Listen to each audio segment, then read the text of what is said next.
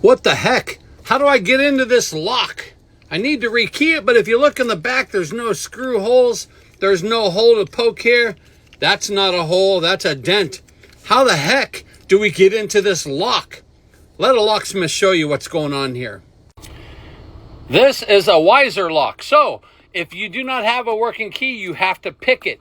Ideally best with a working key. First things first, grab this spindle right here. We're going to pull it out. See how it's spring loaded? Pull that out.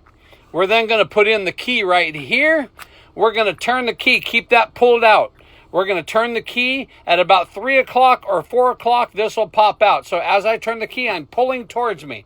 So right here, I'm turning it. Now I'm pulling towards me. And you want to wobble right back and forth in that. Sometimes you just tight. But look, there is the back of the lock. I'm so excited. I can get to the back of the lock now. Let's re-pin this thing now.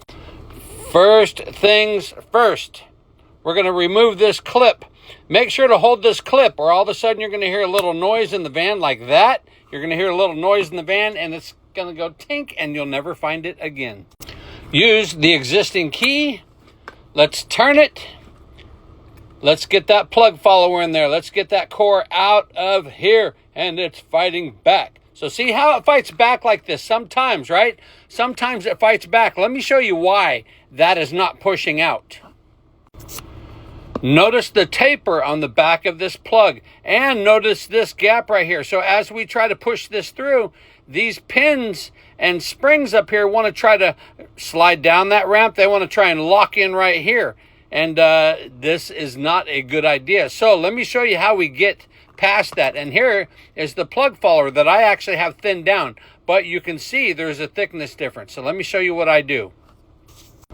I put a really thin shim in here. Just like that. And what that does is that takes that little ramp away, that little bevel, and it covers that hole right there.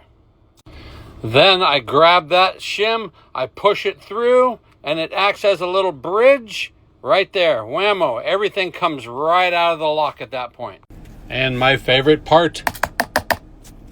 Okay, now let's get the new keys that we're going to key all this to. Let's put a new key in. And remember, number one thing, do you remember that shear line, right?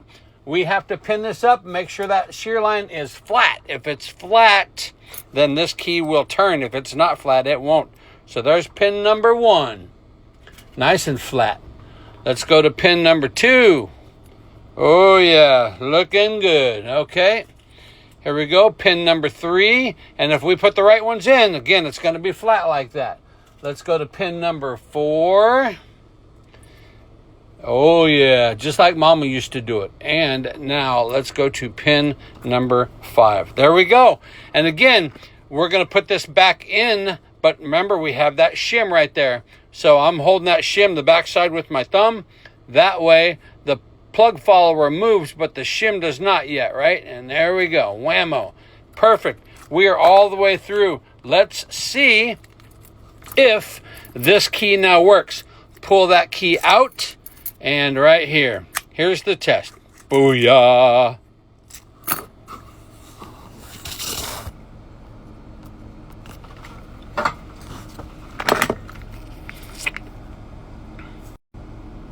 I then like to spray a little Wiener Slide in there. It gets that thing prom night slippery. If you know, you know. Let's get that clip put back on. Remember, never let go of this. Slide this down over. You have to isolate it onto this plug. Spread it out. Booyah. Lock it into place. And one last test. Ooh, yeah.